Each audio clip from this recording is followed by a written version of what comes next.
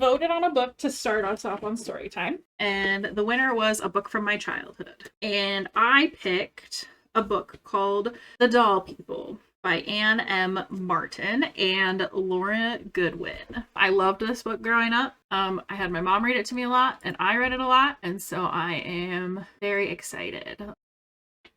Prologue. It had been 45 years since Annabelle Doll had last seen Auntie Sarah, and 45 years is a very long time, especially for an 8-year-old girl. The dollhouse where Annabelle lived with her family hadn't changed much over these years. True tiny things had been added or had been broken or lost. A rug that had lain on a floor under the dollhouse had been taken away and never replaced. Panes of glass had fallen out of some of the windows in the dollhouse, and the wallpaper in the kitchen had been painted over, but those were small changes. The dolls themselves had remained much the same as well. Their china skin was a bit grayer, and their clothes were a bit more frayed, but otherwise they looked almost the same as they had the day Auntie Sarah was lost. In fact, the dolls looked very much the same as they had the day they first arrived at 26 Weatherby Lane. However, they had once been a family of 8, if you included, as the dolls did, the children's nanny as a member of the family. And now they were a family of 7. Outside the dollhouse, in Kate's room and beyond, everything changed. Little girls grew up and had little girls of their own. People left the house and went to work or on vacations. History was made, things happened, but inside the dollhouse, not much happened as far as Annabelle was concerned. The only important event in her entire 100-year life was that Auntie Sarah had disappeared. But today, the second most important event had occurred. Annabelle had found something that had belonged to Auntie Sarah. No one knew she had found it. Not Kate Palmer, not any of the dolls. And keeping a secret in a house like Annabelle's was awfully hard. It might even be impossible, Annabelle thought, except for the fact that there was no one with whom Annabelle wanted to share a secret. Chapter 1. Annabelle Doll's Secret. Annabelle looked around the dollhouse nursery, feeling restless. "Bobby," she said to her brother, "let's play tag." Bobby Doll was propped up in a corner by the stairway landing in the dollhouse. That was where Kate Palmer had left him before school that morning. "Do you think that's safe, Annabelle?" asked Bobby.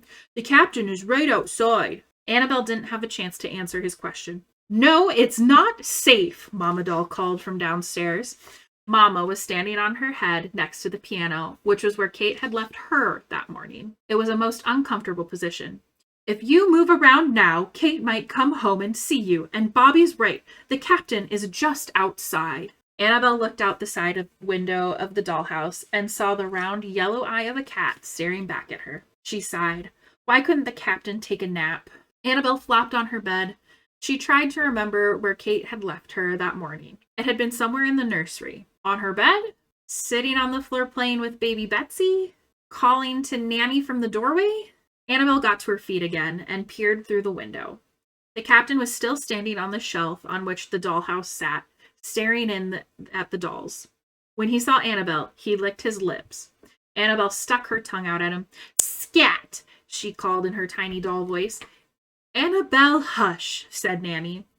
Annabelle couldn't see Nanny, but she pushed herself away from the window anyway. "This is so boring," she exclaimed. "My life is so boring."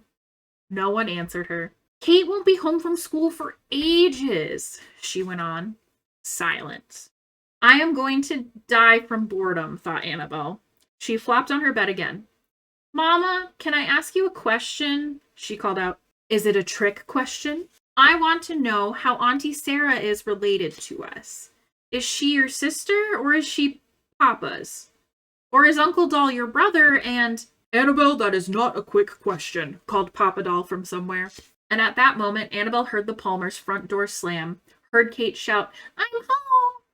Heard feet clattering on the stairs. The feet were somewhere near the top of the staircase when Annabelle remembered just where Kate had left her that morning. In a flash, Annabelle scooted across the nursery and landed on Bobby's bed. By the time Kate ran into her room, Annabelle was propped against the headboard, her legs sticking out in front of her, her painted eyes staring ahead. For the next 3 hours, while Kate did her 3rd grade homework, telephoned her friend Rachel, and tried to keep her little sister Nora out of her room, Annabelle sat on Bobby's bed and thought about her secret. Her secret was wonderful, and it was the only thing that prevented Annabelle from actually dying of boredom. Annabelle recalled the moment when she had made her discovery. It had been during the night when Kate had closed the front of the dollhouse before she had gone to bed. She rarely did this, and when she did, Annabelle was delighted. It meant the dolls had plenty of privacy during their nighttime, the time when the humans slept and the doll family could move about their house. They could be a teeny bit less quiet, a teeny bit more free.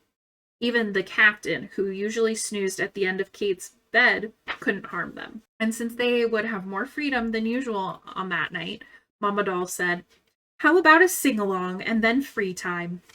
Yes, Annabelle had cried. Sing-alongs were always fun. And free time meant time when the dolls could go anywhere in their house and do anything they wanted to do. Within reason. "Remember," Papa often said, "never do anything you can't undo by the time Kate wakes up in the morning." The dolls had gathered around the piano in the parlor. Uncle Doll propped 2 songbooks in front of him. One was a book of hymns. It had come from England 100 years earlier with the dolls and the house and the furniture. The other book had been purchased by Mrs. Palmer, Kate's mother, when she was a young girl, and the dollhouse had been hers. On the cover of the book was a rainbow. Written across the yellow band of the rainbow were the words, "Great hits of the 60s. "Let's sing Natural Woman," Annabelle had suggested. "Yuck," said Bobby. "Okay, then Respect," said Annabelle. "Respect," sang Bobby. "Sock it to me, sock it to me, sock it to me, sock it to me," Annabelle chimed in. "How about a quieter song?" suggested Nanny. The dolls had sung song after song while Uncle Doll played the piano. Outside the dollhouse, Annabelle caught a glimpse of the captain. He sat silently on Kate's bed, listening to the doll voices. He could barely hear them, but they were there all right. The dolls ended the sing-along after 2 choruses of "Bringin' in the Sheaves" from the hymn book, and then their free time began. Annabelle knew exactly what she was going to do. She wanted to examine the book in the library, and she wanted to do it privately. Lately, Kate and Rachel had talked of nothing but Nancy Drew and how she solved her mysteries. They had even read a couple of mysteries aloud to each other, and Annabelle had listened intently. She had wished she could be a detective like Nancy, and now she thought she might find something interesting on the dollhouse bookshelves. It was unlikely, but possible. Annabelle knew that most of the books on the shelves were not real. Flat blocks painted bright colors with book titles written on one side in gold ink. But perhaps she might find a secret compartment in one of the shelves. Things like that were always happening to Nancy. So, in the glow of Kate's nightlight, Annabelle had begun her search. She started by removing the books from the shelves one by one. Presently, she discovered that some of the books were attached to one another. She could remove a whole block of books at once. This was interesting, but not very mysterious. Then she discovered that some of the books were in fact real, like the songbooks. She could open their covers, and inside were a few pages with crowded writing. Classics of modern poetry, Oliver Twist. Annabelle read the 20-page story about a little boy named Oliver with great interest. Eagerly, she pulled out every book from the shelves, but the others were pretend. She checked for secret compartments. Nothing. She stood on the stool and tackled the next shelf. Only pretend books. She stood on tiptoe and reached for the shelf above, and that was where she found Auntie Sarah's journal. From the outside, it looked like all the other books on the shelves. It was dark green with gold writing stamped on the cover. The title was My Journal. It was fatter than most of the books, though, and contained dozens of pages as thin as onion skin, filled with spidery black handwriting and even some drawings. Annabelle stepped off of the stool and sat on the floor to look through My Journal. She opened to the first page, and there she found the words, "The Private Diary of Sarah Doll, May 1955. Sarah Doll. That must be Auntie Sarah, Annabelle had thought. She gasped, and when she heard the voices of Mama and Papa on the staircase, she had shoved the book under the hem of her long dress. "Annabelle," Mama had said, "let's have a bit of family time while we can still talk freely, and then we will have to go back to our places. Kate will be up soon." "All right," replied Annabelle. She had managed to scurry upstairs without anyone seeing the book, and she had hidden it under the covers of her bed. She knew that was dangerous. What if Kate, of all people, should find the book there while she was playing in the dollhouse? But Annabelle couldn't help herself. For the last week, she had read the book in snatches whenever Kate was gone or asleep, and Annabelle's family was in other rooms. Each time she read a few more pages, she would close the book and once again place it under the covers, feeling restless. Annabelle was used to feeling bored, but not restless. Something was wrong with her life. Something was missing. It wasn't anything specific, such as a hairbrush or a shoe. Annabelle didn't even think it was Auntie Sarah. Not exactly. It was... What was it? Was it possible to miss something you had never had?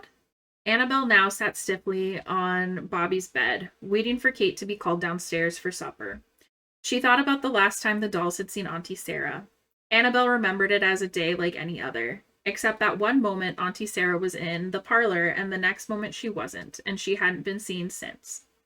Annabelle thought again about Auntie Sarah's journal. Many of the pages were filled with drawings, mainly drawings of spiders.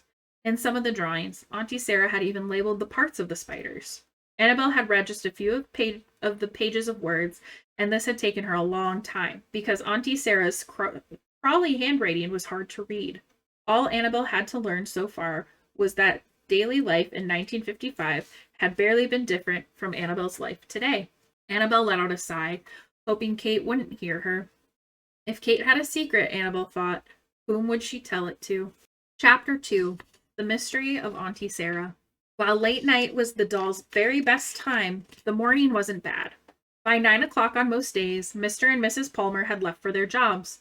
Kate had left for school, and Grandma Catherine had taken Nora to preschool. Often, Grandma Catherine ran errands after that, so the dolls had some time to themselves. One Wednesday, exactly a week after she had found Auntie Sarah's journal, Annabelle was lying on the floor of the nursery drawing pictures of spiders when she heard the Palmers' clock chime noon. "Noon!" exclaimed Annabelle. She had lost track of time. Just as she was shoving her papers under her bed, she heard voices downstairs.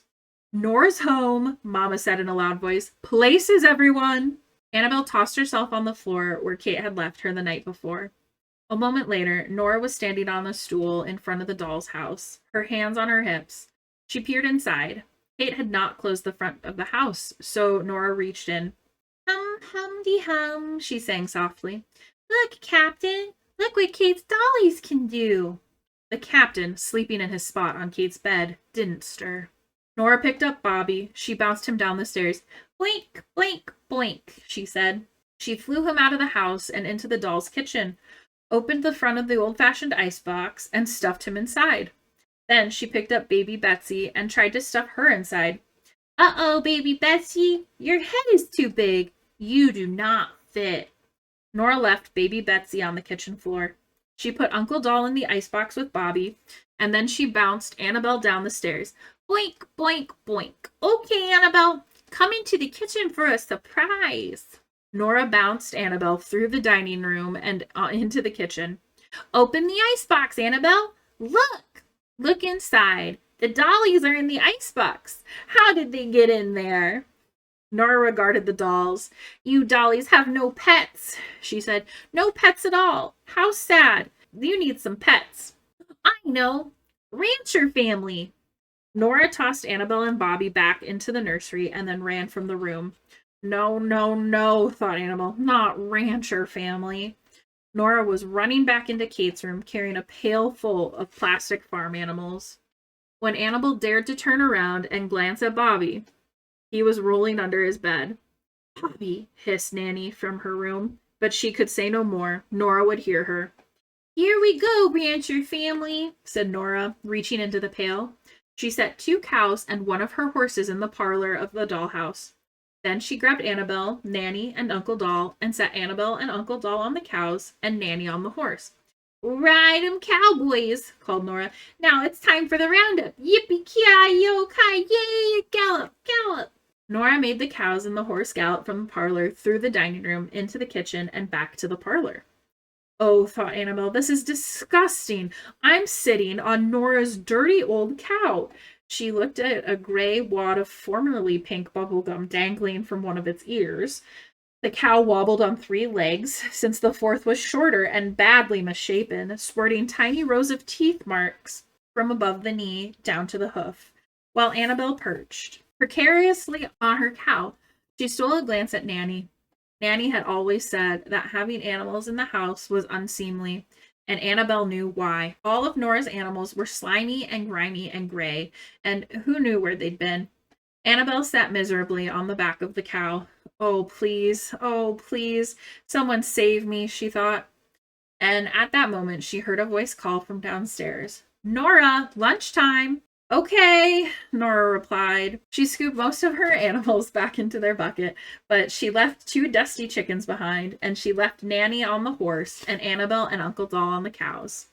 Annabel sat on her cow and waited. She tried not to look at the cow. Disgusting. Disgusting, she thought. After 2 or 3 minutes, Annabel couldn't stand it any longer. She swung her leg over the back of the cow and began to slide down its side. Annabel, said Mama warningly from her chair in the kitchen. Mama, I have to get off this cow. Honey, what if Nora returns and sees you moving? Do you want to wind up in a doll state? Doll state. Annabel had been in doll state several times, more often than anyone else in her family. It was so unfair. A human saw her moving, or thought he saw her moving, and bang, just like that, Annabel was rendered an ordinary doll, a doll who couldn't move, but only for 24 hours, she reminded herself. Just for one day. Annabel slid a bit further off the cow. Annabel, said Nanny, there is good reason for doll state. Just think what would happen if humans discovered that some dolls are alive. Why would we would never be left alone. I know. We would be put on display like people in a circus sideshow or studied like lab animals, said Annabel, who had heard this 1,000 times before. And if you take too big a risk, if you do something that truly jeopardizes doll kind, you could enter permanent doll state and become an ordinary doll forever. Annabel stole a glance at Bobby. The adults were always threatening her and Bobby with permanent doll state. But Annabel didn't believe it existed. For one thing, no one had ever been clear about what exactly caused permanent doll state. Even so, Annabel straightened herself up and sat tall on the cow again. Thank you, Annabel, said Nanny. Annabel tried not to look at the cow. Mama, she said, if we have to be stuck here until Kate comes home and rescues us, can we at least talk? Please tell me about when we left England and came to the Palmer's house. Mama smiled. Honey, you know that story by heart. Besides, you were there when it happened. I know, but I like to hear you tell it. Well, all right. Uncle Doll, you keep your eyes and ears open and let us know right away if anyone is coming. Uncle Doll, who was facing the doorway to Kate's room, nodded his head. Okay, he said. Mama folded her hands in her lap. It all began over 100 years ago, in 1898, she said, when William Seaborn Cox wanted to buy a special gift for his newborn daughter, Gertrude. So he sent to England for a large dollhouse, completely furnished, and a set of dolls. That's us, right, Mama? Said Bobby. Yes, that's right, agreed Mama. Several months later, the dollhouse arrived at a port in the United States, after a long journey across the ocean. Presently, it was delivered to 26 Weatherby Lane. And we stayed still as stone in our shipping box while William and his wife, Clara, unpacked the house and set it up in a corner of Gertrude's nursery, Annabel chimed in. And we've lived here ever since. Mama smiled. The end, she said. No, that's not the end, exclaimed Annabel. Tell the rest. Well, in a very short time, Gertrude grew up and had a daughter who played with us. That's Grandma Catherine, said Bobby. Yes, and when she grew up, her daughter played with us. That's Annie, Kate's mother, said Bobby. And now Kate plays with us. And she loves us every bit as much as Gertrude did, said Annabel. Okay, now tell about baby Betsy. Well, Mama began, when William and Clara first unpacked us, they discovered that someone had made a mistake. The baby doll was very big. Bigger ever than you, Annabel.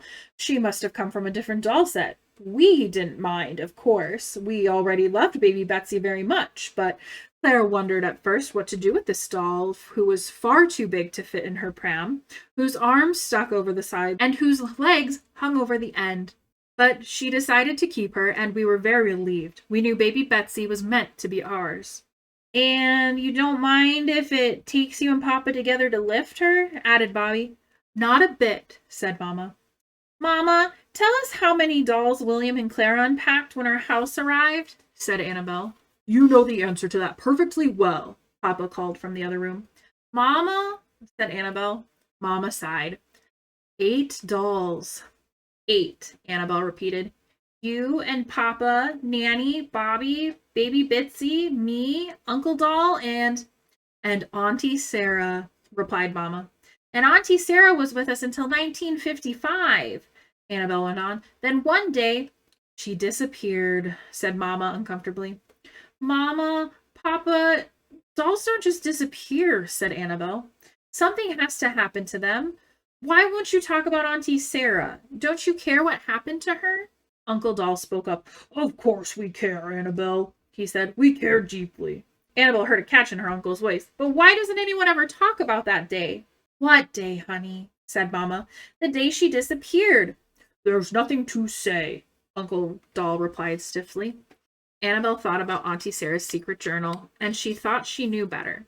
She also knew it was time to stop talking about Auntie Sarah. Annabelle thanked her mother for the story, then she sat quietly on the cow until Kate returned from school. The moment Kate saw the plastic farm animals in the dollhouse, she complained loudly to Grandma Catherine. Nora won't leave my things alone. I will be so glad when it's her birthday. Annabelle wondered what that meant exactly, while Kate rescued the dolls and set them in the parlor for tea. Late that night, when Kate was asleep, the captain was perched on the end of her bed, staring into the open dollhouse, Annabelle turned to her mother and said, Thank goodness for Kate. She always rescues us, doesn't she? I think Kate is my best friend. Kate is a lovely little girl, Mama replied gently, but I'm not sure that little girl humans are the best friends for little girl dolls. Annabelle thought over this. Because she's going to grow up and I'm not? Is that right? Yes, said Annabelle. Well, then, she could think of no way to finish her sentence and later curled up on her bed, alone in the nursery. Annabelle hugged the secret of Auntie Sarah to herself.